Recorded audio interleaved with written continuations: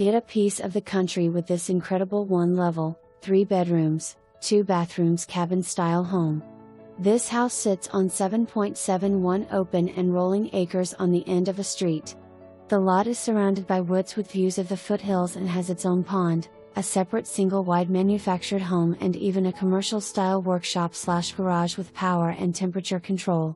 The house has log siding, a covered front porch that overlooks the property, a large living room, and more.